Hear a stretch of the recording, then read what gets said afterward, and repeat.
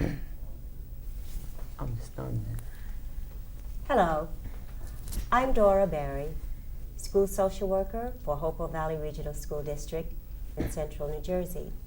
I'm here today at our high school with a group of students who have agreed to talk with me about their views on the district's efforts to recruit minority teachers.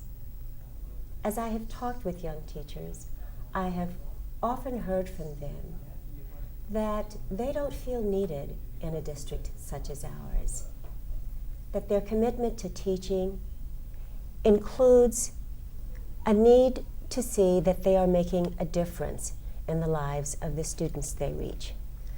And so we're here today to hear from the students in their own words why you are needed. First, I'd like to ask the students to introduce themselves. Hello, my name is Marcus Morrison. I'm 17 years old. I'm a senior at Hopewell Valley, and I've been at Hopewell Valley for 2 years. My name is Bachel Cole, and I'm 16. I'm a junior, and I've been at Hopewell Valley for 11 years. My name is Jorge Cruz. I'm 15 years old. I've been in Hopewell Valley for 3 years. Hi, my name is Paul Miguel. I'm 15 years old. I'm a freshman, and I've been at Hopewell Valley for approximately 4 years. Hi, my name is Derek Popp. I'm a 17-year-old senior at Hopewell Valley, and I've been here for 3 years. Hi, my name is Heather ZIOLKOWSKI. I'm 16 years old. I'm a junior at Hopewell Valley, and I've been here for 12 years. My name is IDOWU, and I'm a freshman at Hopewell Valley, and this is my 3rd year here. Thank you. Okay. First of all, I'd like you to tell me why you feel there is a need for the district to make an effort to recruit teachers who would give us a more diverse population among our professional staff. And please throw in some of your own experiences as a student here as you try to answer this question. Who'd like to start? I'll start. Good.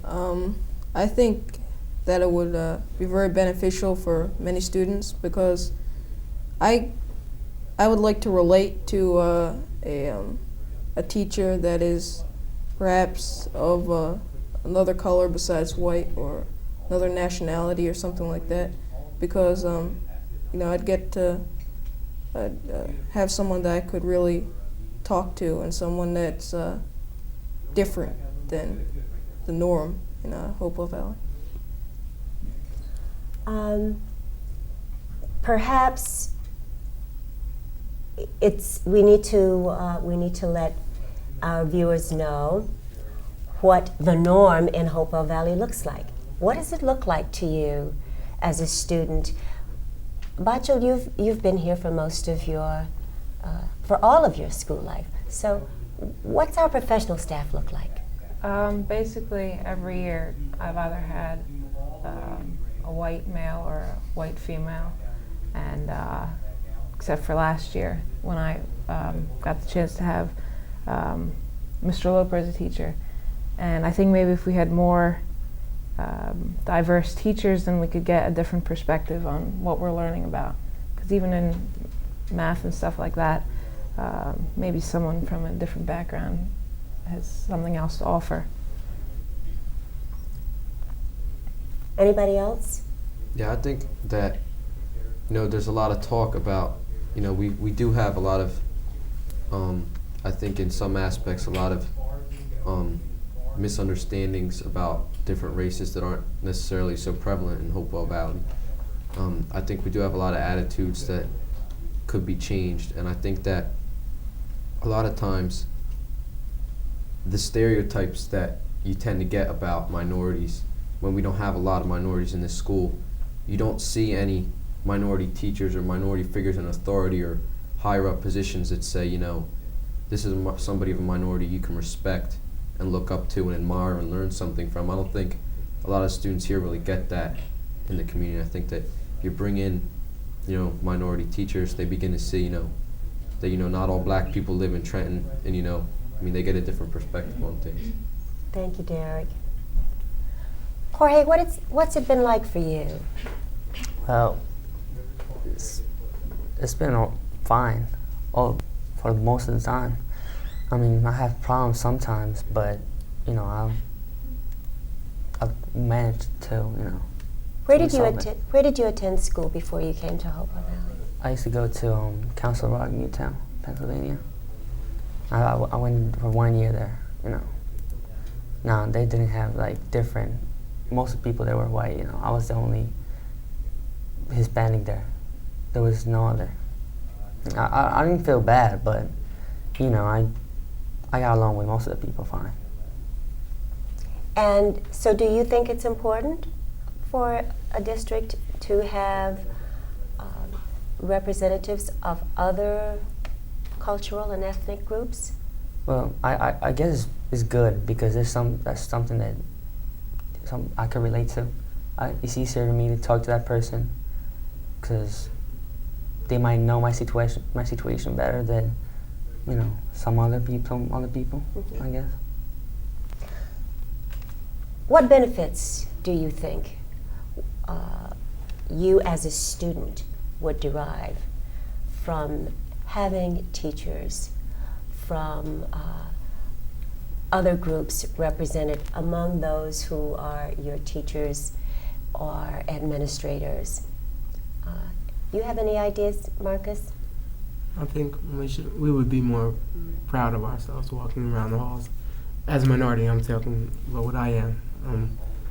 In Hopewell Valley, if we have more teachers, I mean, whoever, or faculty who have authority than just janitors, which we have, you know. And it also shows the white students different aspects of life, you know. I think it would really help Hopewell Valley because it would show different like aspects of life more than like just the norm what we have here in Hopewell Valley. How do you think your experiences as a student here in Hopewell Valley will prepare you for living in other parts of the world, other parts of our own country even? As you plan, most of you are juniors or seniors. LAYO, you're a freshman, so you've got a few more years to deal with this. But as you think about moving into higher education and going to other parts of this country, how do you think your experience as a student in Hopewell Valley right now helps to prepare you for that? Well, I don't think you get a complete picture of, you know, the diversity that colleges are going to have to offer. I don't think you get a complete picture of the diversity that the rest of the country, the rest of the workplaces in the country have to offer. I mean, you know, in the workplace you could go out, you know, your boss could be Hispanic, you know, your boss could be Filipino, your boss could be African American. Around here, I think you just tend to see all the authority figures as white, and I think that you need to realize that there's going to be a lot of different people, and they're going to be bringing in their background and their attitudes and the history of their culture and their life into whatever they're doing, whether they be your teacher or your boss or whatever. And I think that when we just get one type of teacher with one type of background coming in, I think that a lot of students don't see the whole perspective of what life is, and that it kind of gives them a false sense of what they're going into, and they're not necessarily as prepared as other schools or students who have been more taught by a more diverse group what to expect. Thank you, Derek. So, what are some of the things that you might say to young teachers who would look at Hopewell Valley and say, convince me that I'm needed here. How can I make a contribution? I think that, speaking as a white female, I think that it would be very interesting to have different minority teachers, because I think Mr. Loper's probably the only one that I've had different, and it's amazing how much of a different viewpoint you get. You don't think that it would be as different, but as Derek said, going out into the world and not knowing the backgrounds that other minorities have, you're not going to get very far, and you need to experience the different viewpoints and the diversity before you actually, as you're being taught about different things in school. So. Thanks, Heather. LAYO. I think being like one of the few African Americans in this school, and mostly white school, is going to help me a lot when I grow up, because being here, it like lets me, it like prepares me, because when I grow up and get my job, I have to be ready to be like in a place where some closed-minded people might look down on me because I'm an African American, and some other people might look up to me because I'm an African American. And I think being in a majority of white, like in a majority of white people's school, that will help me a little bit when I grow up. So what would you say to a minority teacher to convince them that they had an important contribution to make to you as a student by coming to work here? Well, I think I'd probably tell them that there are people in this school who could really use like the help from minority teachers, and who could really use being open up to different kinds of cultures and ethnic groups. And it could, and it probably would be like a good thing to most of the students in Hopewell. Okay, thanks. MIGUEL, Paul. I think a lot of students think of a certain ethnic group or race to have like a certain job mold, and I think that if we brought some teachers with different race or different ethnicity, it would really be beneficial to show us that there can be a African American teacher, or there can be a teacher with a different nationality, and it would help a lot of people that are a different nationality and race, a lot of students, to relate to that. Thank you, Paul. I think that, maybe as a teacher coming out of college ready to teach, they might look at a school and a community like Hopewell and, maybe have some notions or make some prejudgments about it and say, it's middle, upper class white kids mostly, it's a good school, it's got a certain reputation. And to be honest, I had certain prejudices about what this school was going to be maybe before I came into it, before my sophomore year. And I think that there's a lot of attitudes here that could still be changed, that a lot of the students have, and I think even a lot of the teachers sometimes know certain things go on, but sometimes back gets turned or problems get ignored. And I think that we need teachers who, face problems that maybe Hopewell doesn't acknowledge or doesn't have. And I speak to obviously problems that minorities face. And I think that a teacher of a minority background could bring that experience and bring that, that attitude that, we can't tolerate the kinds of things that go on in the real world, such as racism and a lot of the other problems. And I think that's something that Hopewell needs. And I think that a minority teacher could really offer a lot in that area. Thank you, Derek. How about that, Batya? How do you think minority teachers could influence the kind of response that Derek was talking about? Mrs. Kelly, please call the main office. I'm going to repeat that question.